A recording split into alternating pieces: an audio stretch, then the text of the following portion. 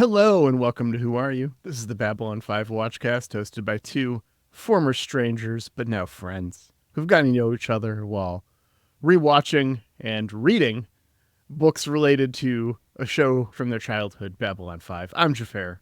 And I'm Laura. And we've got book club today. It's book club, the final Psi Corps book club. Yeah.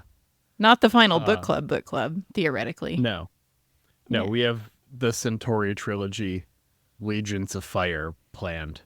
Yeah, exciting. For months from now, which I should start reading that because it's a trilogy and we're doing it in one book club. Oh my gosh. It's a lot. It's like that. It's so ambitious you might compare it to the time we thought we were going to recap Stargate SG-1 in one episode on Last Time On. Right. The hubris of man, the classic hubris. Yeah. The hubris of me, mostly, doing the scheduling.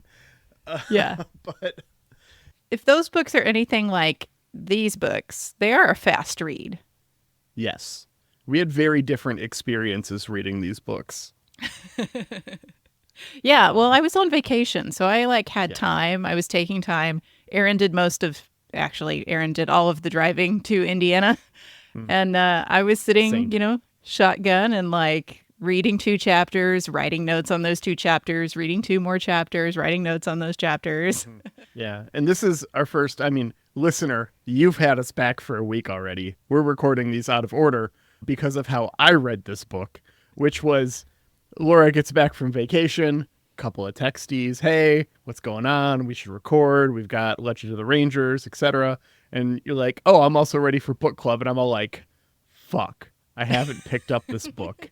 And that was Thursday night. It is Sunday afternoon, and I have read the book. Yeah. It's a fast one, though. These are easy reads. Yeah. It's leisurely.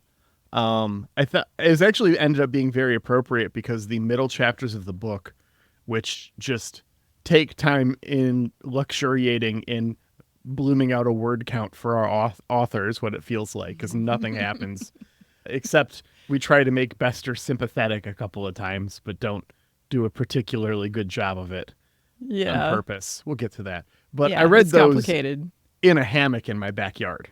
Yeah. So appropriate for the Paris chapters. I think that the other 2 books, if I remember correctly, and it has been a minute since we did our other 2 book clubs. Yeah. I feel like they were divided into 3 parts, and this one was only 2. We had that little epilogue at the end, which I guess is I would argue that the last 2 chapters, maybe the last 3, are a part 3. But they don't justify, they don't have the word count or the page count to justify a part 3. To be a part perhaps. 3.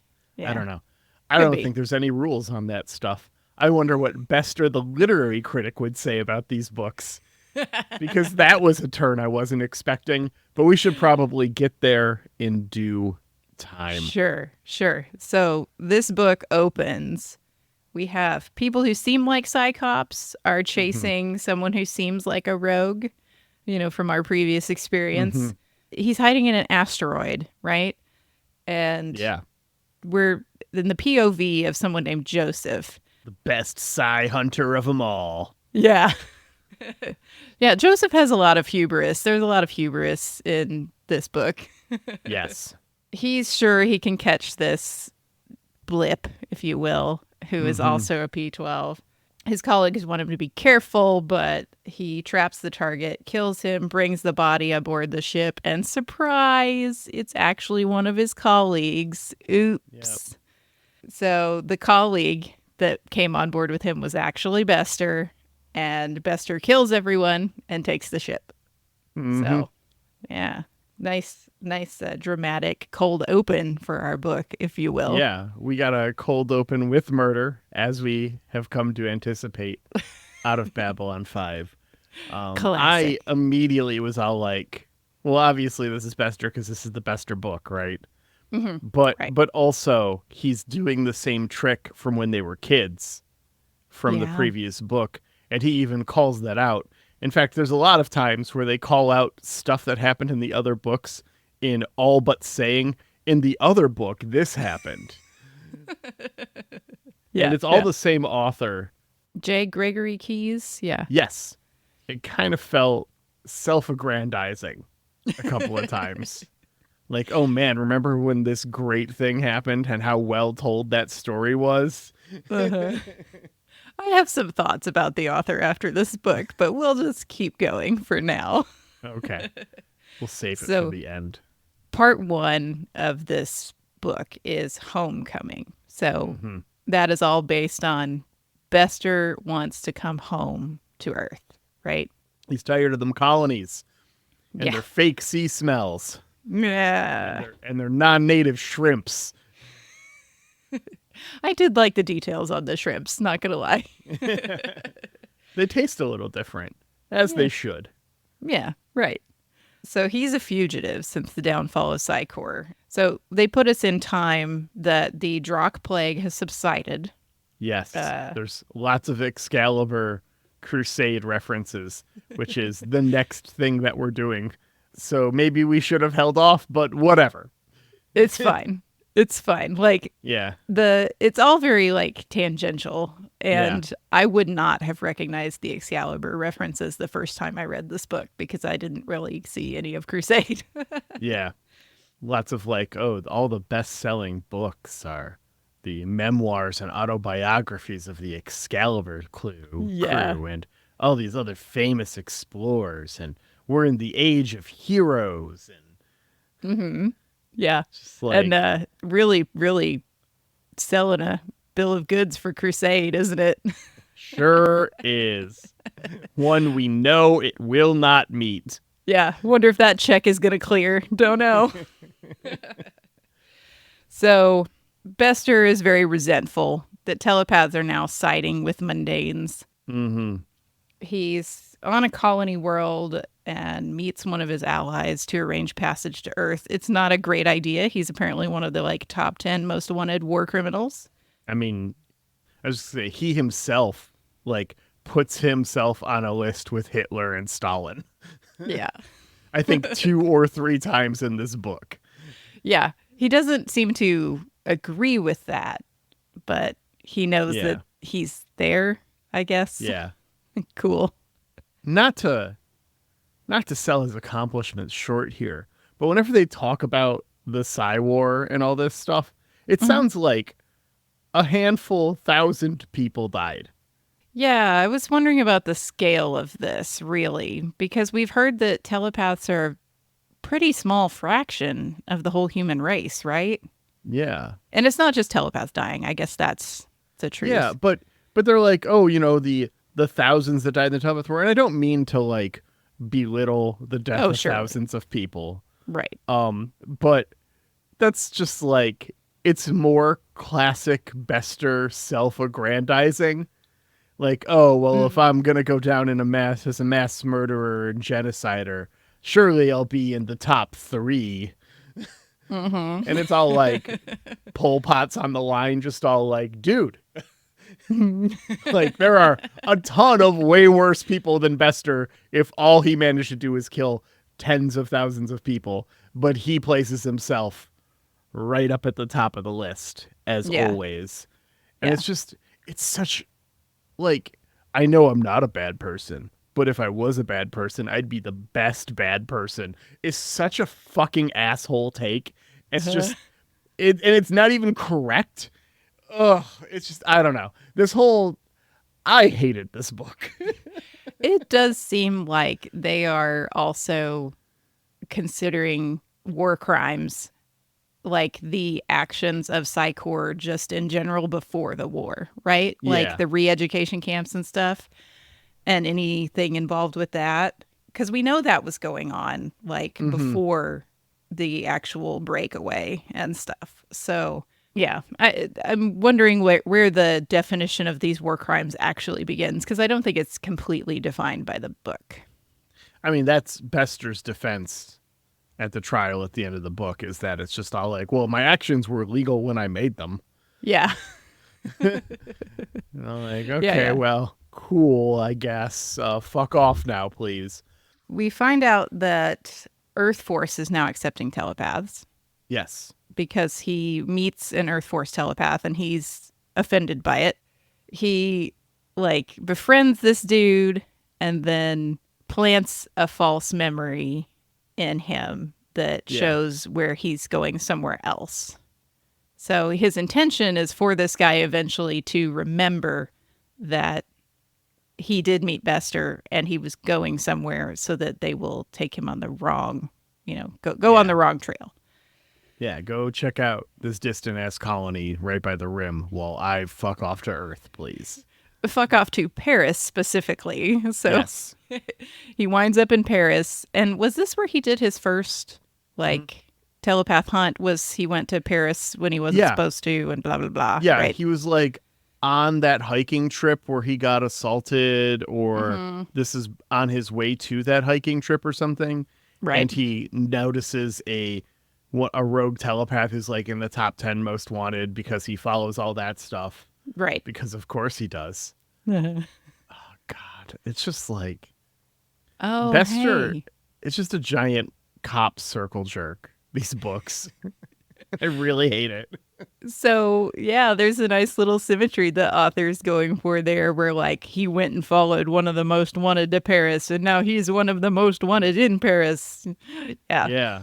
And, one of many classic literary techniques abused to the point of losing all meaning by J.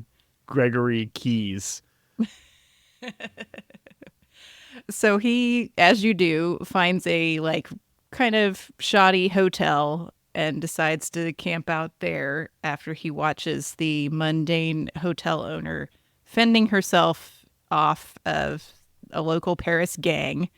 And then we also find out that Garibaldi is still on his shit. He's one of the major players that's looking for Bester, using, of course, his corporate resources, which is, I'm sure, something the shareholders totally approve of. And apparently it was his team that was looking for Bester in the asteroid and that all got killed. So, whoopsie. Yep. You've got Bester in an asteroid. You suspect Bester is in an asteroid. Why do you send people in? You can bomb the shit out of it. You know nobody else is there. It's a fucking asteroid in the middle of nowhere. Just fucking bomb the shit out of it. Book ends. Chapter 1. Done. They find a body. They ID it. It was Bester. Cool. It's not like the military has a great track record. Maybe it's improved. Maybe that's why. Maybe I'm just desensitized to this because we have such a terrible track record of this person's there. Let's blow it up. But it seems like that would be the first card you play.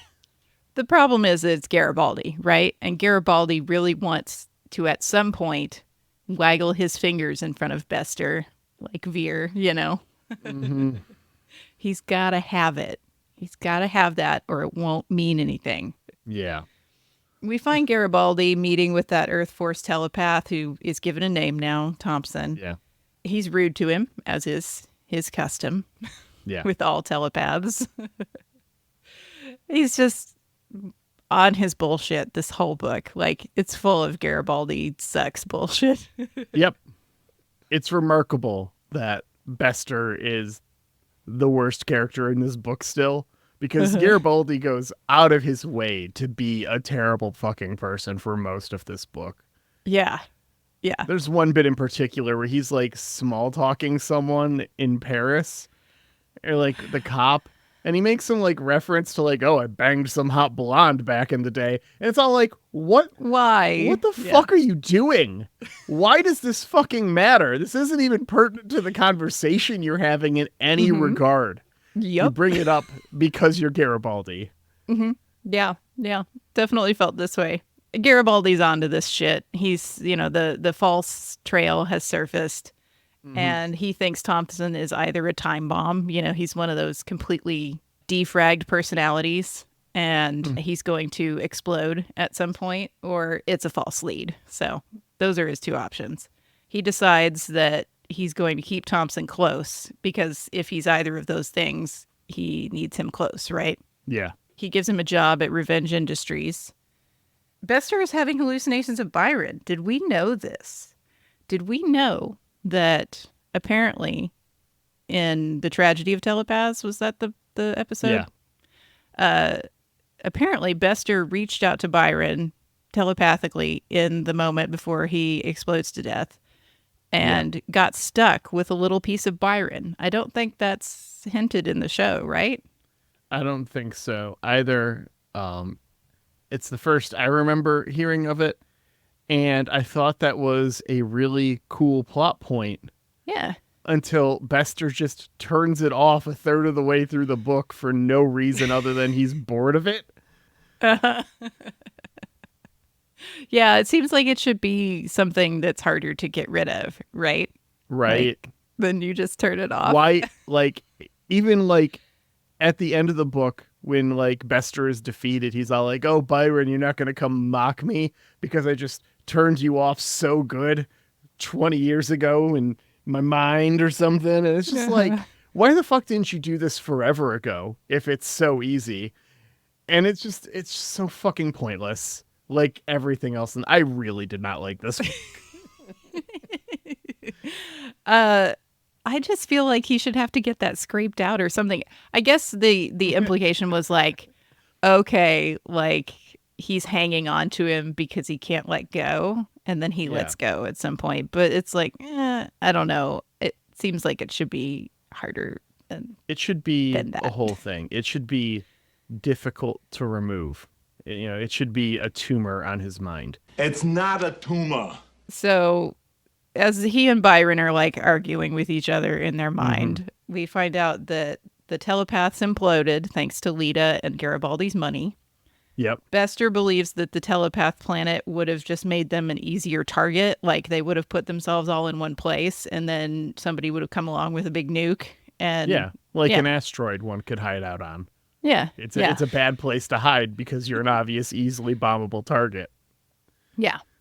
And there was some kind of altercation where 200 of Bester's finest, like, Psi Cops were all killed. He got some kind of advanced warning and was escaped, but he didn't save anybody else. So this feels like something that happened in a different book, but as far as I can tell, that is not the case. A lot of things that were talked about in the past seemed like they were plot points that JMS really wanted to do a movie or a show or something. So we were like trying to set up allusions to that, but not tell too much about it, you know? I get that. I don't remember when this was written compared to like what was happening with show. Oh, so I get it. This was published October 4th, 1999. Yeah, okay. So the show would have been done. I think Crusade would not have aired. When did Crusade drop? Oh, that summer was the first season. It was June 1999. Okay. It makes sense. Yeah.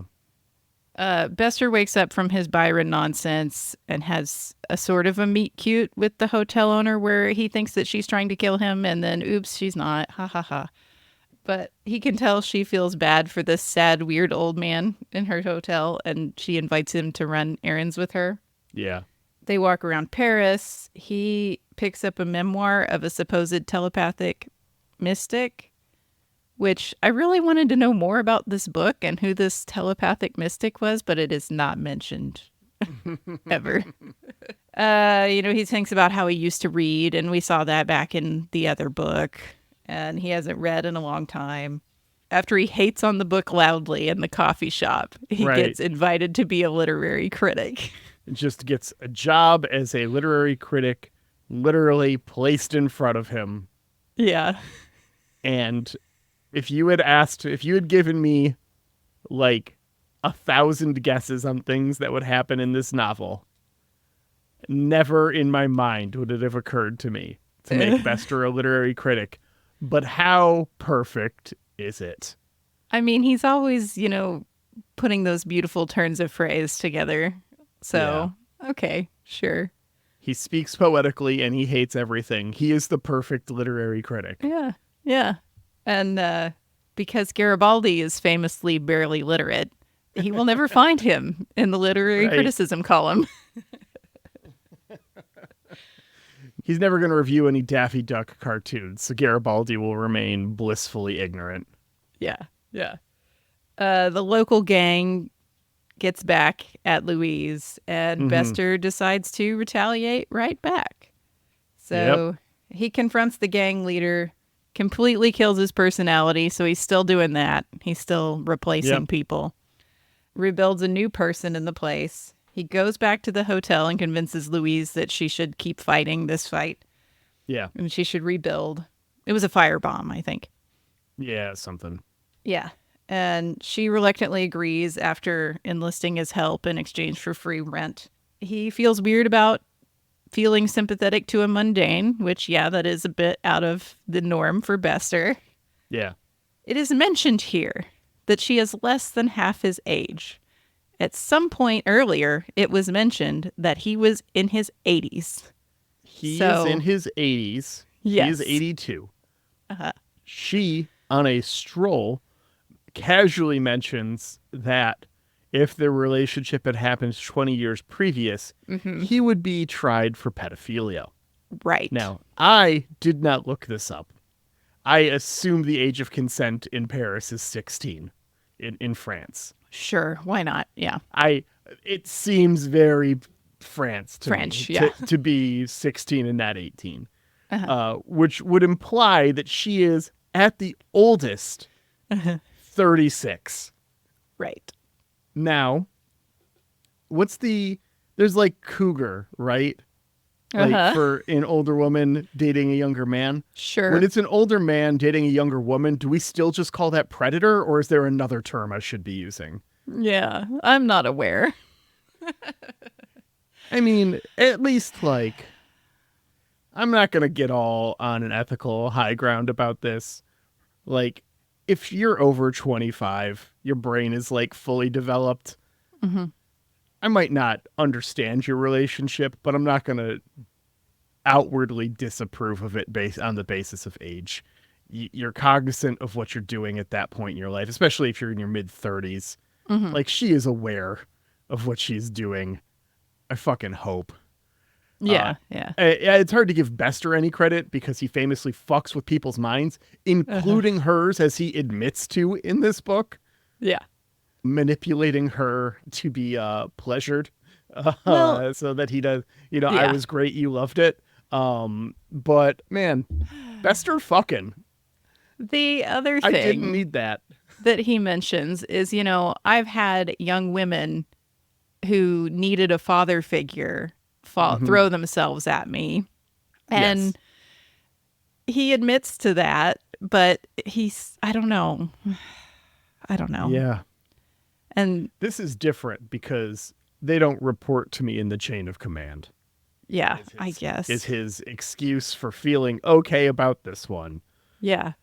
And she had like a traumatic divorce that's not explored at all. Like the husband ran off, I guess. It's almost like she solely exists to be enamored with Bester. Yeah. And doesn't have any she's a character prop. point. Yeah. She's a prop. She is not a character. In fact, all of the characters in this book are props, except for Bester and Garibaldi, and they are both caricatures of themselves. Yeah. I would Although argue the author does do a good job of nailing the Garibaldi voice. Oh, yes. I will say Both that. of their voices. I think Bester and Garibaldi are very true to their characters. I would argue there's one character maybe who's not as much of a prop, but I'll tell you about that when we get to him because it's a while. Yeah. So he thinks about Carolyn a bit. I think Carolyn was a bit younger than him, too. I'm sure she was. Yeah. Apparently she was killed in an attack on the Psi Corps base on Mars. Like, he was still holding on to her, hoping that they could figure out how to get the shadow stuff out of her brain. But the telepaths, the rogues, attacked at some point, destroyed the base and destroyed her. So, and he knows that Garibaldi and Lita were behind that attack. So, pretty resentful. Garibaldi is still working on his hunt. He found the home of one of Bester's deceased contacts. a former Psi Corps intern, and I was like, man, I should look up and see if this name is the same as that one in that episode where we had the interns. But Oh, I didn't even think about that. I thought about it, then I didn't do it. Did you write down the character's name? I got the book right here. Let's see real quick. Lauren Ashley Okay, not her. is Yeah. that character.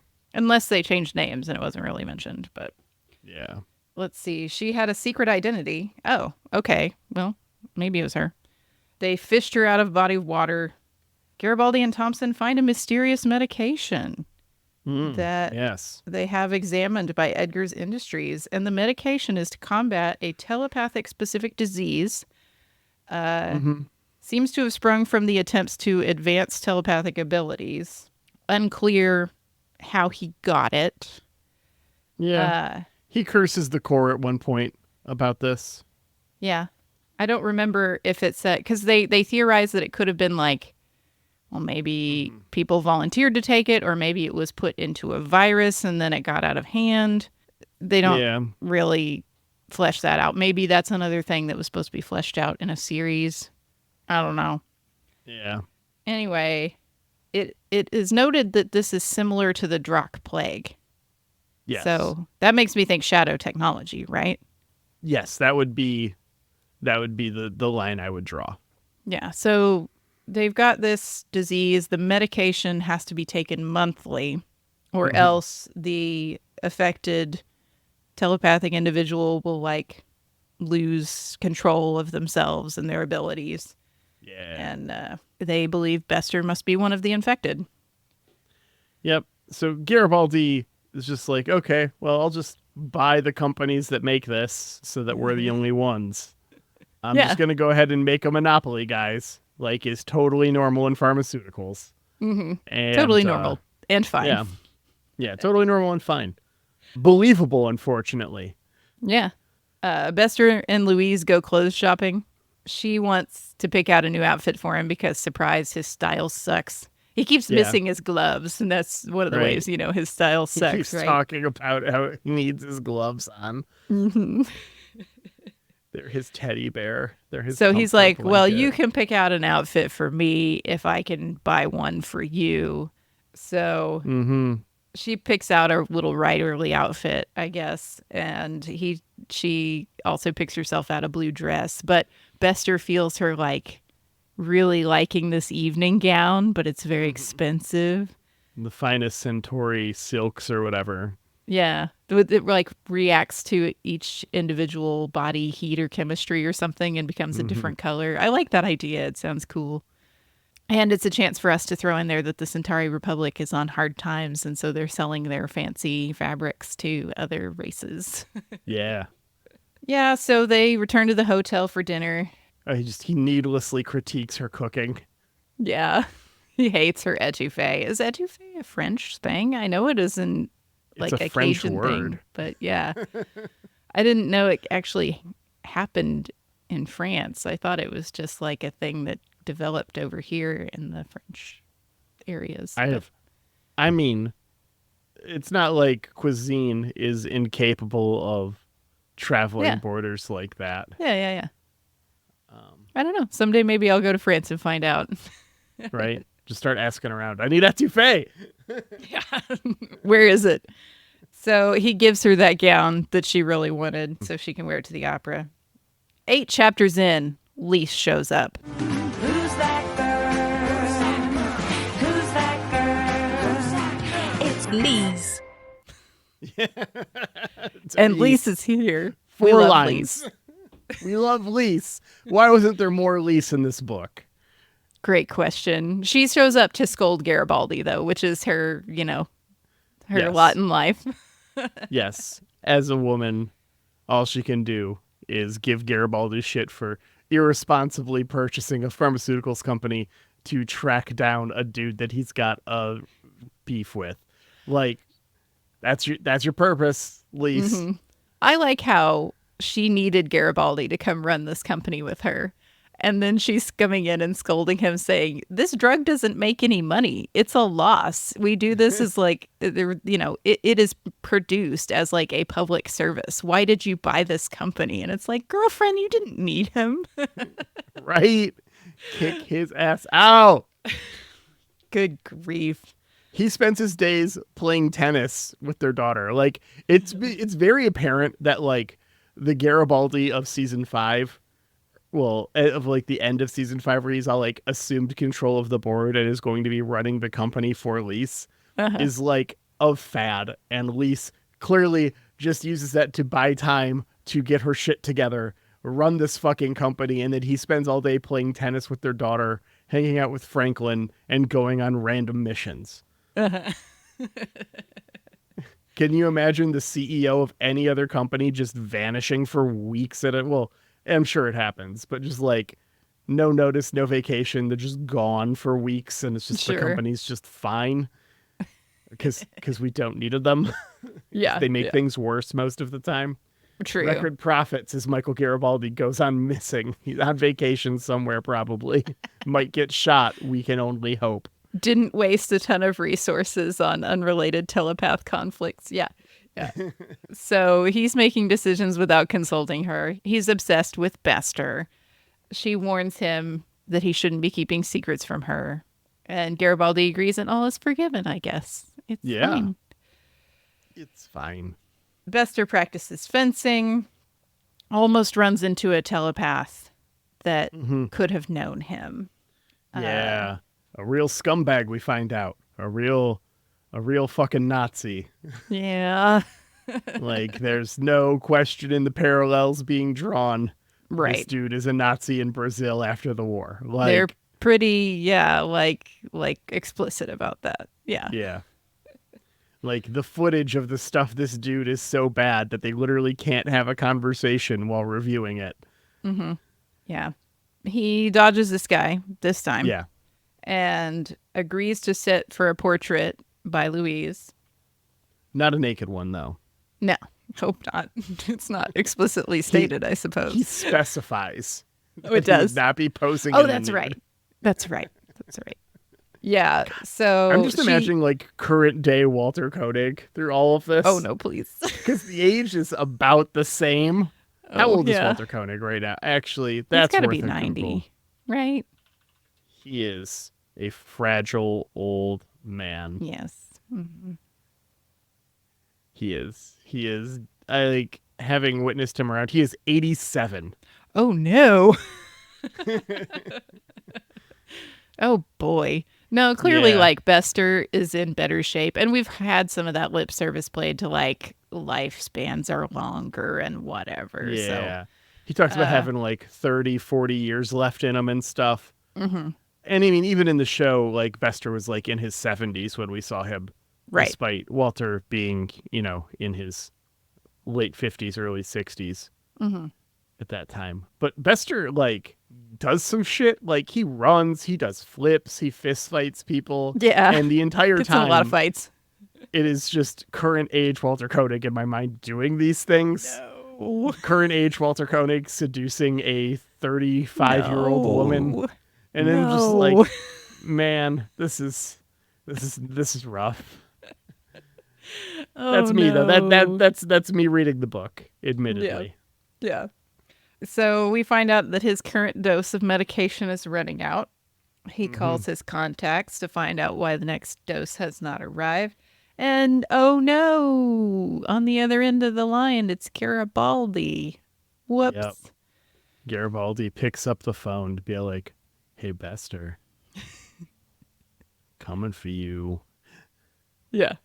Ugh. The fact that this is like, he doesn't leave immediately after this. Bizarre, right? Right. So he decides instead he's going to have that gang leader that he rebuilt help him rip off a pharmacy in order to get some of this. Then he'll leave after that. But I mean, it's I think they're putting a clock on it at this point, and he's missed like 2 days of his dose or something, or it's up in 2 days. Like It's he starting doesn't to have a long already time. affect him. Yeah. Yeah, He needs to get this medicine quick. right. So they find out the pharmacy is going to be super difficult to knock over. There's AI and physical security. He's got a little shadow device that helps him get around the AI, but he neglects to consider that the security guard is a telepath because apparently that's a job you can have now as a telepath. So, oh no, he gets blocked and it has an actual like fight. It's a P10 guard that he's up against. Yeah, like he's like giving himself shit the entire time with like a P10 got the jump on me.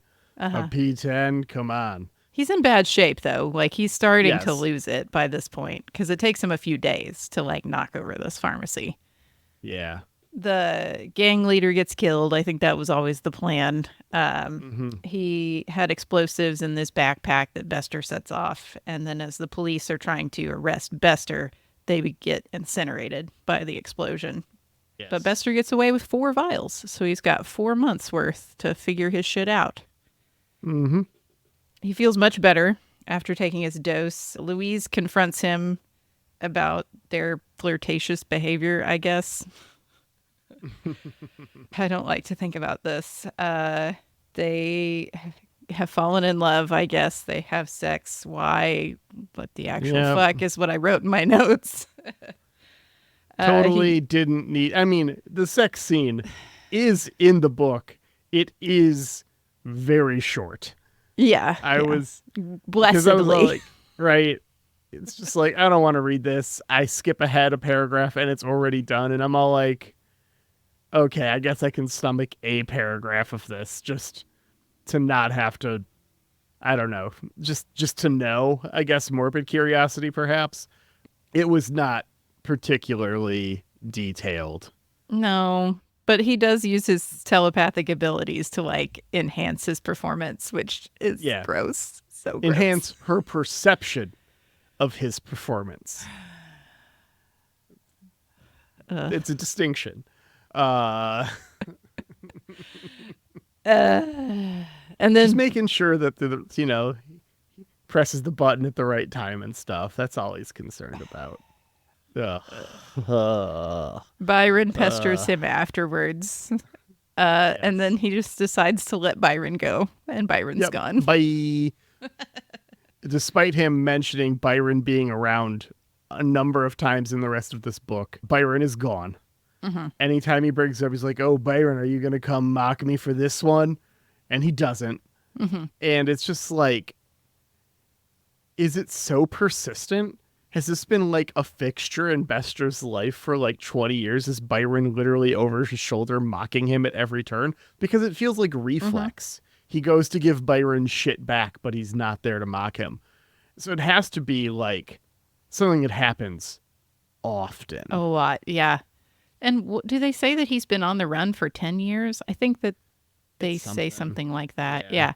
So it has been like 20 years since Byron died, perhaps. I don't know exactly. Yeah.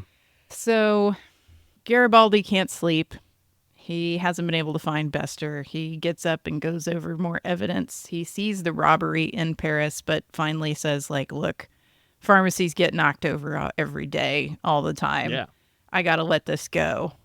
And I don't need another obsessive addiction. And he decides to turn things off and get some sleep. And that's the end of part 1. This is absurd to me.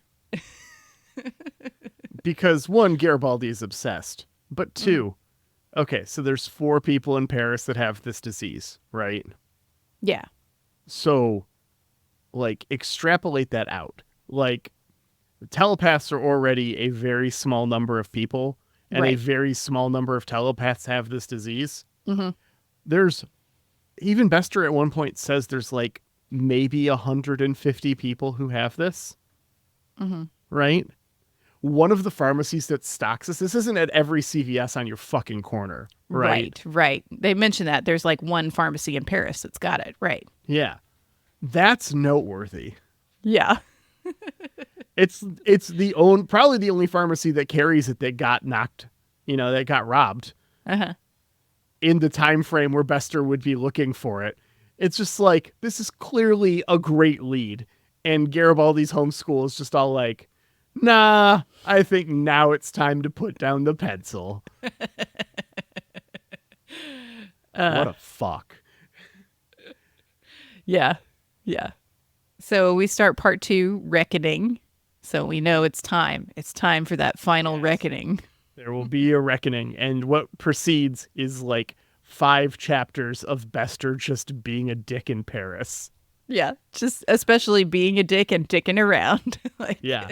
Like, I feel like nothing happens. Like, he has some incidental contacts with a couple of people. He mind wipes that one dude, goes back to check on him to make sure the mind wipe worked, and then kills him. yeah. That seemed an odd choice after, like, the mind wipe. I don't know. And he, like, encourages Louise to, like, reconnect with her family a little bit. So she leaves for a while so he can fuck around and do other things. They do go to the Eiffel Tower and pretend to be tourists, and that's where he gets made by the other telepath. Yes. So Ackerman is his name. And, oh yeah, he was found to have executed prisoners of war during the telepath war. So Yeah. Yeah, they're describing stuff that sounds like it's Auschwitz. yes, definitely. Especially the re-education camp, like when the policeman and his deputy get to the pictures. The way the pictures are described is like, yes, this is like Auschwitz. Yeah. And this guy got 2 years in prison because he like sold off his superiors, like he named names. So he got 2 years in prison and he's out on parole, I guess. So this was 2 years ago, but 10 years ago. Like, did they just catch him? Like, did they not catch him until way after the war, maybe? Maybe he was on wouldn't the run for a while. Like maybe he was held for trial for a long time because I imagine these trials 8 were a while to years. turn through. Yeah. I don't know. Could Yeah. be. Yeah. I don't think he got time served.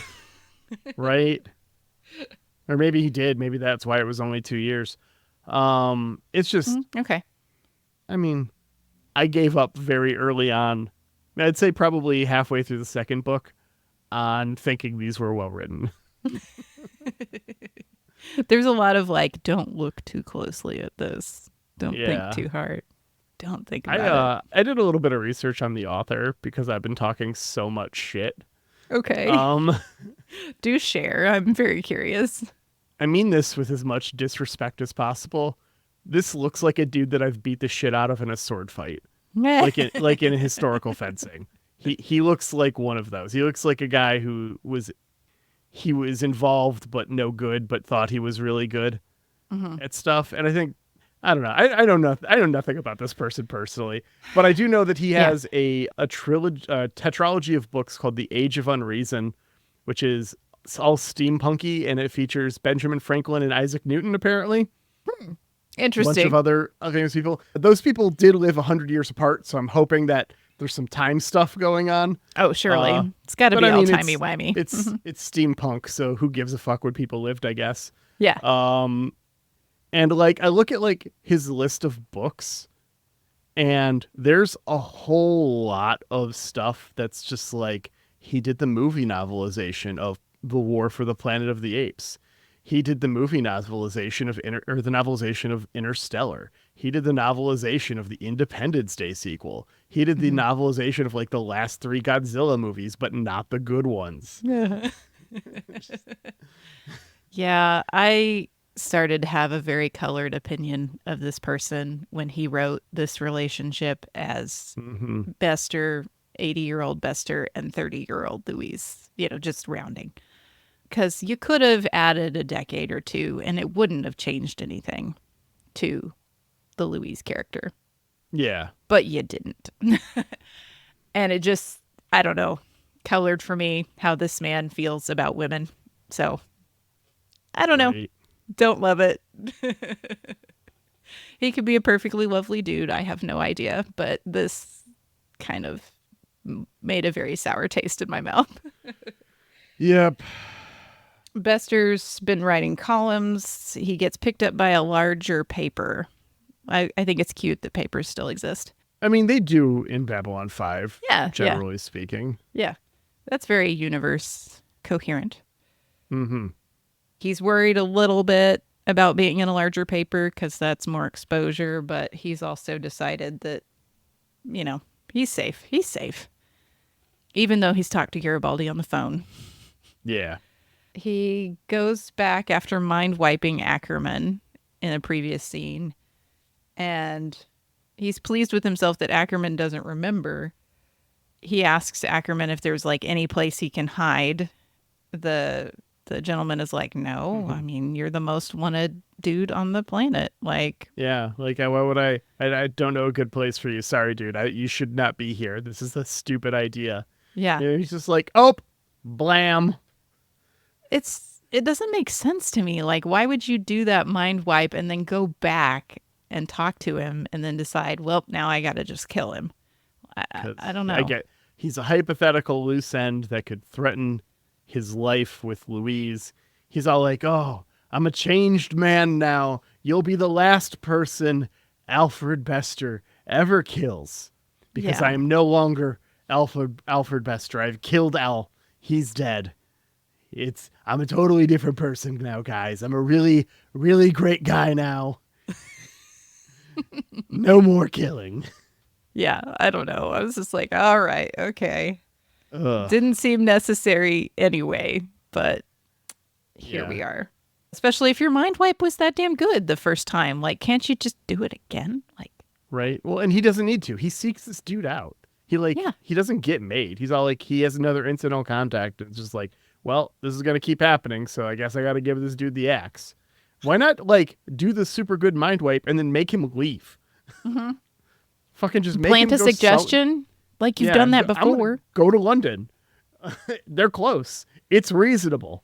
Louise's sister comes to visit when she comes back from seeing her mom. A Clark supporter. Yeah. Which, a bit dangerous, right? Because Bester may have encountered her before, but she does not recognize him. And she really just is super accepting of her sister's relationship with a man 50 years her senior and just gets over it pretty quick. Super quick. Way quicker than my sister would. For sure. For a couple of reasons, but that's neither here nor there. Yeah. Then we meet Police Inspector Gerard. Yes. Am I saying that right? Sure. Gerard? I know that Garibaldi says it wrong, and that's all that matters to me. I was like, did I Garibaldi it? I hope I didn't. I don't know. He calls him Gerard, I think, and I'm saying Gerard. So I don't know. Gerard. Yeah. He was involved very briefly in an earlier chapter when Garibaldi first meets Louise. He is the beat cop Oh, no, inspector. that's a different. Is it? Yeah. Lucien is the one that's when he first meets Louise. Yeah. Oh, man. Okay. Whoops. Yeah, there's two cops. We got Inspector Well, Gerard, they're so different that... and then we have Beat Cop Lucien. So Okay. Beat Cop Lucien is the one that was there before, I believe. I don't think Gerard had showed up yet. I would argue that Gerard is not a total prop because he does make fun of Garibaldi a bit, and I like that in a guy. So Yes. Yeah, no. He's, if anyone is a developed character in any type of any amount besides our two cover boys, it's definitely this guy. He's like the author poking fun at this whole thing a little bit, I think. I don't know. Gerard has a thing where he has this problem that he knocked up his mistress, oops, and is looking for something to distract him from that. So they find Ackerman, fish him out of a body of water, I think, and he decides to delay telling the Metasensory Division of Earth Force about this telepath death so he can ruminate on it for a bit. He and his lieutenant look at motives for the murder, and that's when they pull up Ackerman's secret file where it's oh, he was, a Nazi. And the lieutenant is well, obviously one of the victims or their families did this, right? They went and got revenge. And Gerard is no, you need to turn those pictures off and think about some alternatives. And they settle that he could have run into somebody that he shouldn't have, and he's got to be taken off the board. So They start looking and they realize that one of his superiors, Bester, is still on the run. But as they're looking at Bester's file, it shuts off very quickly, and they get a call from Mr. Garibaldi. Hey, I wasn't doing anything, and I noticed you were looking up Bester's file there. Just wanted to say hi. I'm also a fan of people hunting Bester. Just wanted to talk that over. Yeah. Never mind that these seem to be government files, and I'm a corporate dude just sitting in them. How the fuck is he doing this? Right. Like we've got him kind of established as like a kind of like a mildly proficient hacker a couple of times in the show. But like I feel like this is the kind of thing that if he was running around doing, he would be so arrested. Mm-hmm. Yeah. There's a lot of things that it's just like, well, he's Sheridan's friend, so he can do it.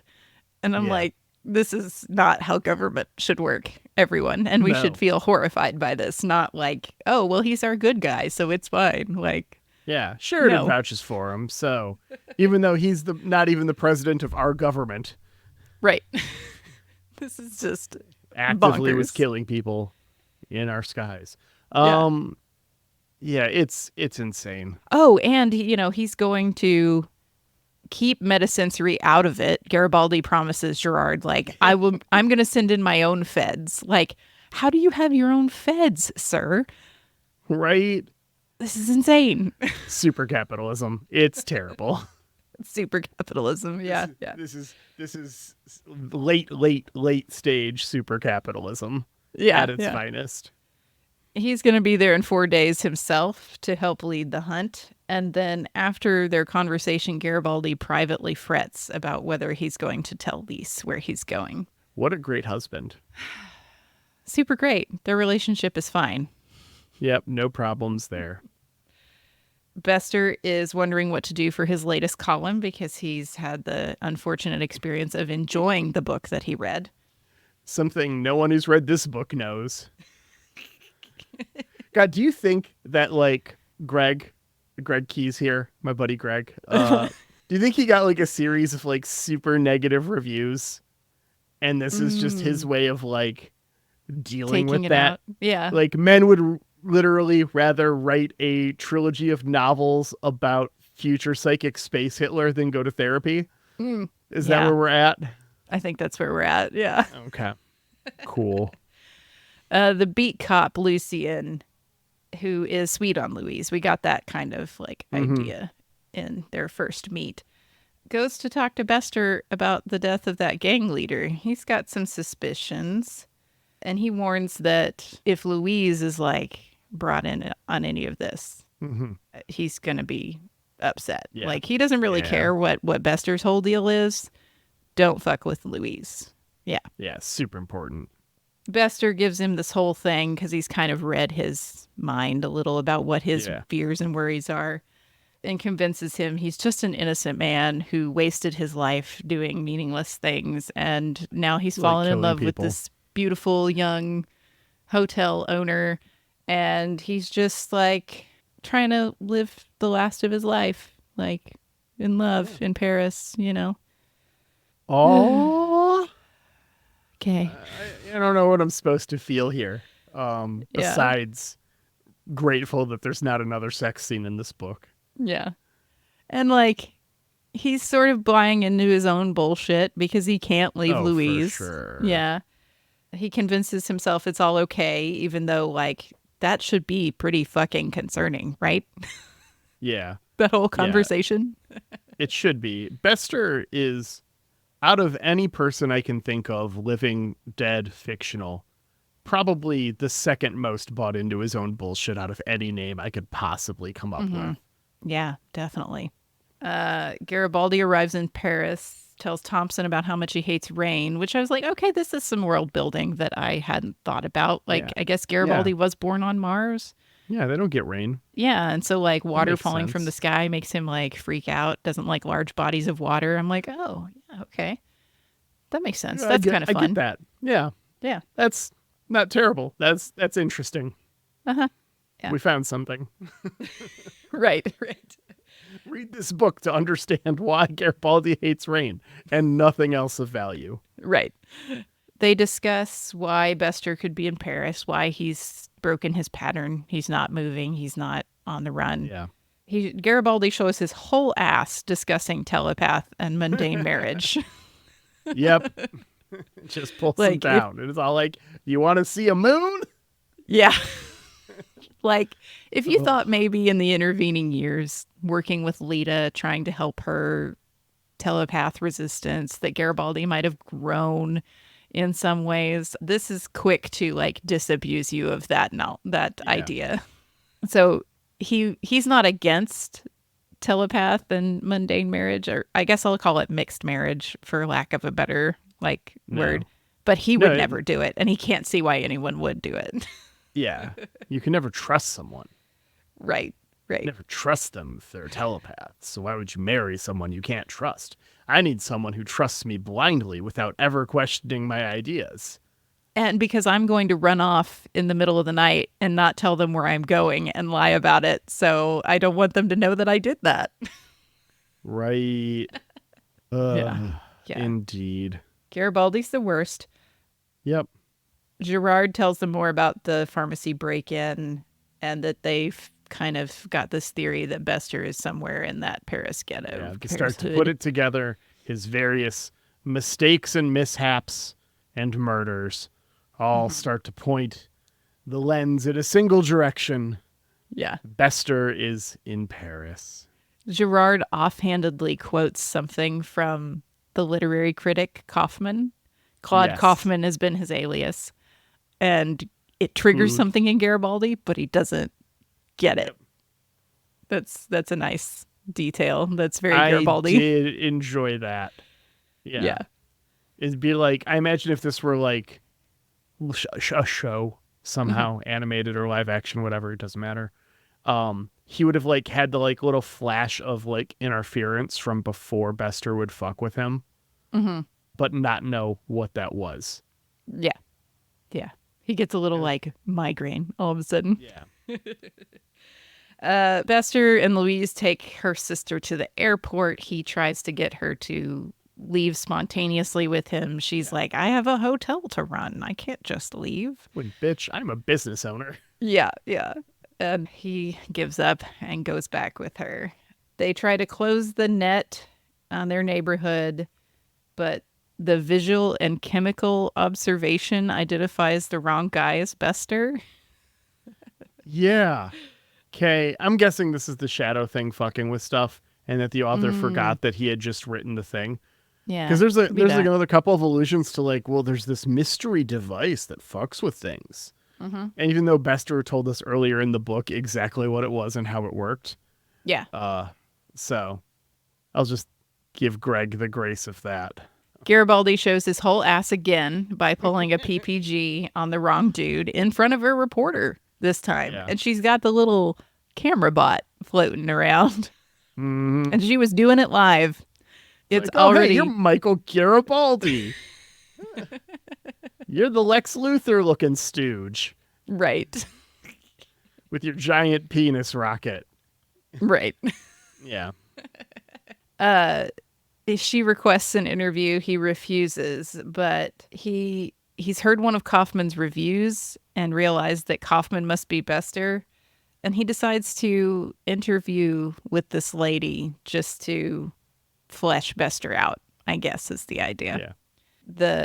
The interview reaches Bester in the cafe, and he learns that they've linked him to his alias. The jig is up. He's got to go. His contacts are sending him new papers. They're going to try and take over the investigation and send everybody on a goose chase. The contacts show up, and they arrest Garibaldi, which is fun. I'm here for it whenever Garibaldi gets arrested. Which seems like not wrong, right? Because he's like this civilian CEO, like interfering with the law. Like, it's not wrong. Bester goes back to the hotel after the other cops leave. Louise has apparently intercepted the papers. She wants to know, like, did you even really love me? And you were going to leave without me and all this stuff. Yeah. Not, hey, you're a famous evil telepath. Did you fuck with my mind? Yeah. wow, you're a horrific war criminal. What did you do to me? None of that. Like, No, I would have gone with you, just further drilling home that she's either a potted plant or so thoroughly fucked with mentally that she is a potted plant. yeah. But I think the author just wrote a potted plant. I don't think Bester actually fucked with her that much. That's the thing. Like, he does seem to like treat her gently. It's hard to say. Yeah. And that, I mean, I could see it going either way. You know, Bester is all like, you know, oh, the dress, the subtle things. He tries to do nice things, but he could also, you know, he also refers to himself as the monster a number of times. Mm-hmm. Like, Yeah. Is he just picking the right calculations to manipulate her, even if he's not doing it like with his brain meat? Like, yeah. Yeah. I don't know. But she says she would have come with him. He's like, nah. He takes all of his memory out of her brain, just takes her apart, and goes upstairs to burn the portrait. And just seeing the portrait is like, oh, wow. She really did love me. She would have gone with me. She captured my tortured nuance so well. Yeah. Oh, well, time to set it on fire. I just mind fucked her. Oops. It's all over. Garibaldi formulates a plan. Thompson can sense that the lead investigator is Bester's person, but the others are just following her. So yeah, there's a bit there at the police station. Garibaldi gets the jump on a Psi Cop. yeah, I'm sure. yeah. There was Psi Cop, some 30 years, his minor that is better trained than he ever was at everything. They can also know what he's gonna do. Like, right. This fight, there's a fight where, you know, he convinces the younger ones that they need to question their superior, and then they have a little, you know, brawl, and somehow he subdues the psycho. I don't know. Well, he tries, he like gets a gun to her head. Everyone starts freaking out. And then he's all like trying to get them to out themselves. And eventually they're just all like, fuck it, I am evil. And starts blasting for no reason. Like, get this fucker off me now. Help hide. I mean, whoops. It's so fucking frustrating. They swarm the hotel after they've gotten these younger ones on their side. Lucien is trying to revive Louise because he was nearer, I guess. And they search the hotel. Garibaldi finds the burned portrait, realizes Bester is really gone. Bester breaks into a department store. Nice to know those are still around. Gets himself a weapon and takes out 2 Teeps that are hunting him and carjacks a man, forcing him to take him to his home. We get the best scene of the whole book here real quick. Yeah. So they go to the home. The dude goes out. They track the plates on the car he stole. They find the dude. He's all like, my family's up there. Gerard's like, that's fine. I'm going in to save the family. I'll go in unarmed, all this stuff, right? And so they end up like searching the house, like Bester hides or something, right? And Garibaldi is in the house and convinced that he went down like the laundry chute, right? So Garibaldi throws himself down the laundry chute. Yes. Like, works his way down to the bottom until he realizes that there is no bottom and Bester's not in there. And then Bester mocks him from the top of the chute repeatedly. A+ chef's kiss. That was very good. Like, a very good twist. Yeah. I want everyone to see this should have scene. known. Yeah. This should be a show, right? Like, we've had our Yeah. murder cold open. We're having our like Bester tease twist toward the end. Like, yeah, this is good. And everyone should have known. Like, I appreciate Gerard going in there unarmed because he does like address directly, like, Garibaldi, you're insane. You will get these poor people killed and you don't care that you're going to get these poor people killed. So I'm going to do this. So we know that this was written by my buddy Greg, but it was by an outline from JMS that Joe wrote, you know? Mm-hmm. And I have to imagine this outline was all like the couple of beats at the beginning, the cold open, right? That's classic JMS. A couple beats at the beginning, and it looked like there's just like a bunch of white space, middle line, Bester fucks around in Paris, bunch of white space, and then every detail of this scene in this chapter. This is all he cared to write of it, and he handed the rest off to someone else. This has got that JMS stank on it, right? Yeah. For sure. Yeah. Yeah, this is like that purple stank that your friend brought over and was just all like, this is that good? And you're like, I don't know, man. I'm kind of a novice, but you try it anyways, and it changes your life for about 20 minutes until you come down. That is this scene. Hard agree. Garibaldi winds up like busting through someone else's ceiling because that's what's beneath the laundry chute now Yeah. to get out. Oh, this is where my notes kind of like die because I've just sort of read my way through the last few chapters and then didn't like go back and write those notes because, Well, you know, it good goes news. fast from here. I finished reading them we've been recording for an hour and 12 minutes. I finished reading them about an hour and 15 minutes ago. So Take me through it, Xhafer. So they catch Bester, right? There's a bit of a showdown. I think it's on a bridge. There's a handful of things. Lots of punching for old men, for sure. Man, that's the worst movie title ever. Lots of punching for old men. And so, yeah, they don't use any of the weapons that they've got. There's lots of punches and stuff. But they end up capturing Bester. We fast forward to Bester's trial where he's all like, kangaroo court, none of you want to hear what I have to say. And they're all like, yes, you're a famous asshole. We really don't care what you have to say. But I guess we're going to let you do it anyways because this is a trial that's in Paris for some reason. Yeah. And so he goes and he starts talking about how he was just following the law as written back then. He denies any wrongdoing, but doesn't deny doing the wrong things.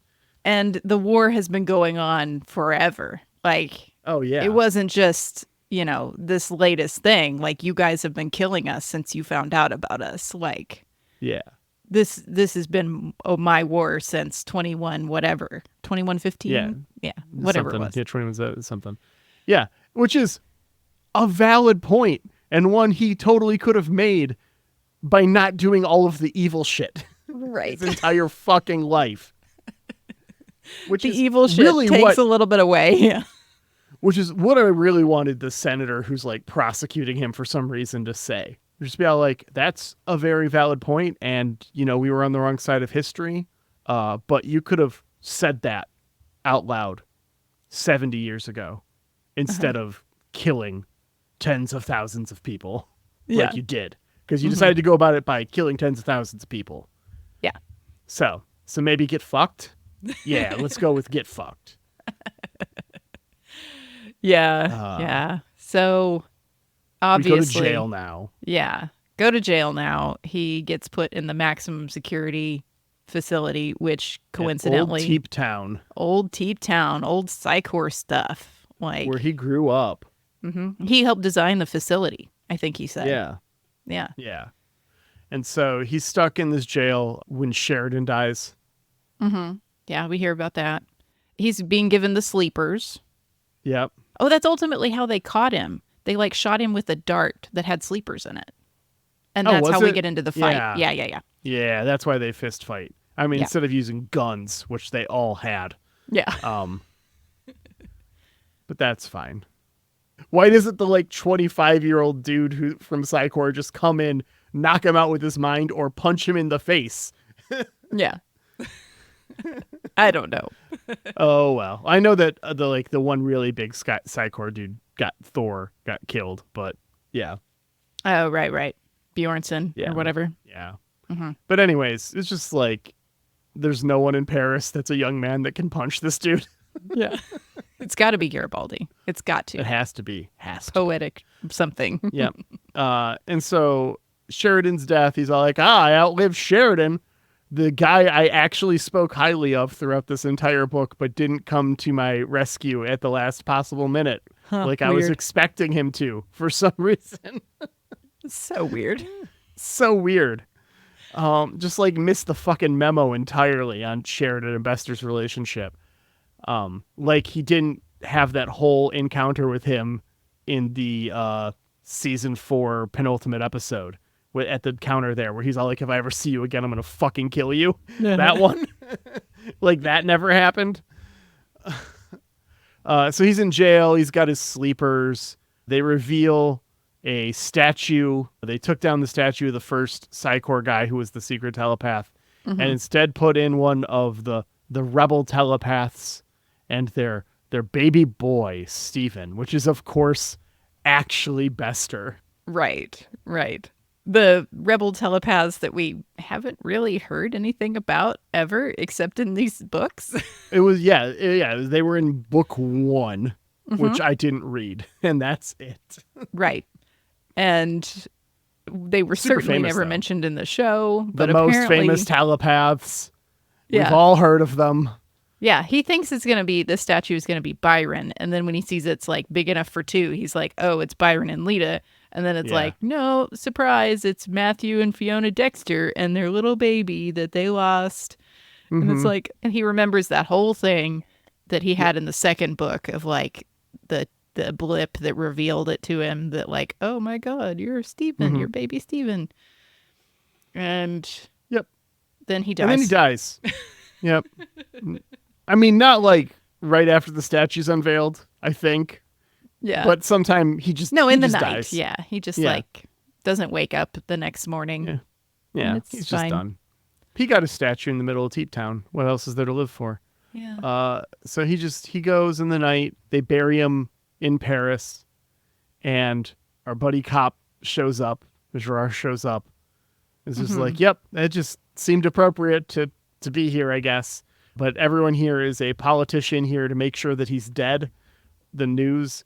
And then Garibaldi, who puts a fucking wooden stake into his grave just in case. Yeah. And Fiend. that's it. Okay. Well, I asked my husband because I couldn't remember. I was like, did we rate these books? And he was like, yeah, I think you've been rating them on the Babylon scale. Okay. And Cool. I'm so curious now, Xhafer. What do you rate this book? I don't know. It was not good. Like, Greg, my buddy, our listener to the podcast, Greg Keys, I was reading over some more stuff on your Wikipedia page before I talk more shit about this book, and I just want to say it is absolutely astounding that you wrote 17 novels in a decade. Yeah, that's a lot of work. That is fucking astounding. That was a really good use of your 30s. That is not something that I will be able to say about my 30s. Right. Unless I really start hustling here. Sure. Start playing with the definition of what a novel is.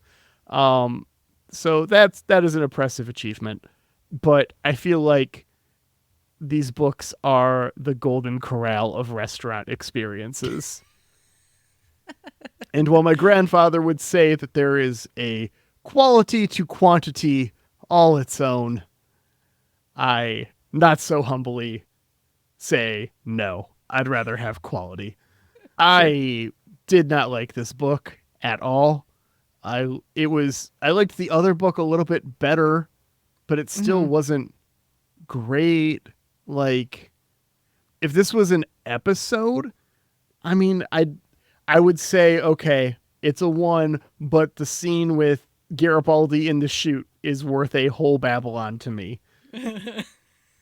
So we're going to go with a 2. Yeah. I think I'm going to give it a fuck this book. I didn't know what I Go was going for to it. rate it. I didn't know because I was like, It's man, terrible. that this whole relationship with Louise does a lot to kill this whole book for me. Yeah. It's another instance of like, woman is just here for prop. And of course we get our other prop woman, Lise. Yeah. Lise and Louise. Do you think he was doing something there? I don't know. Like this is I think he wanted to do something Bester's there, prop. then just forgot, right? Garibaldi's prop is named this, so let's just name Bester's prop just a little bit different. Like, I mean, I think that I read this so dismissively and so quickly that it was impossible for me to form any attachment to anything in it, to feel strongly enough about it to give it a fuck this book. Yeah. But I appreciate and agree with the fuck this book. Yeah. I'm a little tired of like the woman is a means to an end in a story. Like I've had Yeah. it all of my life, almost 38 years now, I guess. And I'm just so tired of it. And just going back to that, like, this is how we wrote things in the 90s. Yeah. I don't know. I'm over Man, it. I was just talking to Ben about a book like this. My co-host on Last Time On, Ben, and friend of the pod, casual co-host of the show. Best friend of the pod. Has kind of fallen into being a Robin Hood scholar. Oh, yes. In the I've last heard of couple this. of years. Mm-hmm. And he was talking about a Robin Hood book that he had just finished reading that was supposed to be a like very female empowered version of the Robin Hood myth. Mm-hmm. Because Maid Marian is usually a fucking prop. And if they bother to include any of the other female characters who are involved in that story typically, which most don't, they are extra fucking props. And he's like, they empowered Maid Marian, which is cool, but these other 4 female characters were all just fucking potted plants. Yeah. And he was yeah. like, it's just like, they do cool stuff. Like, this is all based in pseudo history. Like, there are real people attached to some of these things. They didn't all live together at the same time or in the same place, but they're all like actual people. And they did actual things. And some of those things were really fucking cool. And they just get glossed over. When was that book written? Do you know? No, I don't even remember the name of the book. Okay. And we didn't We'll record talk to it. Ben another time. It was during pre-pod Vamp. Uh-huh. Him and Victor mostly had this conversation. So I don't even know the name of the book, but he's going to listen to this and put it in the Discord probably. Yeah. That's Ben for So, you. Yeah. That's Ben. Thanks, Ben. When you say, oh, that name of this book is this, and I act confused. Sorry. I forgot about this already. Please put some context with it, Ben. We love that. We love context. Context is for kings. It's true. So yeah, fuck this book. And Fuck this book. What are we going to do next? Next, we're going to watch A Call to Arms. Ooh. And that is the Crusade, like, introduction, right? Introductory movie? Correct. Yes, this is the made-for-TV movie that launched Crusade. Oh, God, are you ready for this killer description? I'm going to find another one after this, but on the source where we'll be watching Crusade, this is what it says. I mean, based on the look on your face, I cannot wait. Allies of the Shadows seek revenge against humanity. This movie sets up the series Crusade, the sequel to Babylon 5. Thank you for highlighting that for me. Let me see if I can find a better one real quick. The Drock allies of the Shadows seek revenge against humanity after the Second Shadow War. It's not even the Second Shadow War. Well, I think Okay, they're if I referring to scroll the down- one that was like 1,000 years ago as the first one, Yeah. right? Yeah. Yeah, it was the first one the Minbaris were in, but is not the first Shadow War. Anyways, 5 years after the events of the Babylon 5 series, a techno-mage named Galen predicts an imminent attack by the Drock, the old allies of the Shadows. Ooh. Through dreams, a thief, a captain, and a president are brought together to head them off. The president is John Sheridan. Because of his irrational behavior, Sheridan's friends begin to wonder about his sanity. It's up to all of them and 2 prototype battlecruisers, the Excalibur and the Victory, to stop the fleet and their planet killer. But is there more to the Drock's plan? Fucking planet killer, baby! Ooh, yay. We love a planet killer. We do. We love planet killers on this show. Planet killers and Lise. That's it. Everything else can get fucked. Well, almost everything else. Of course, we have to send our love to Jeremy Siegel for Of course, writing our lovely yes. theme music. Thank you, Jeremy. Appreciate the hell out of it. You can find more of Jeremy's work at jeremysiegel42.bandcamp.com or on streaming services as Nuclear Jaguar. And thank you to Angry Duck Time Machine on Instagram for our podcast artwork. Aaron, thanks so much for editing the podcast. I am really curious what the runtime on this one's going to be. And thank you to you, the listener, for being here for Book Club. I hope you enjoyed the Fuck This Book. If you have thoughts about any of the Psi Corps Trilogy, just bring them on over. You can send it to our email, whoareyoub5@gmail.com, or you can share them on our Discord. We'd love to have your thoughts there. Unless your thoughts are those of Greg Keyes and you've got some shit to pick with me, in which case, not interested.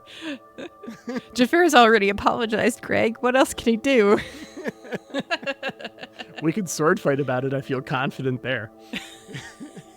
We'll see you next week, Internet. All right, bye.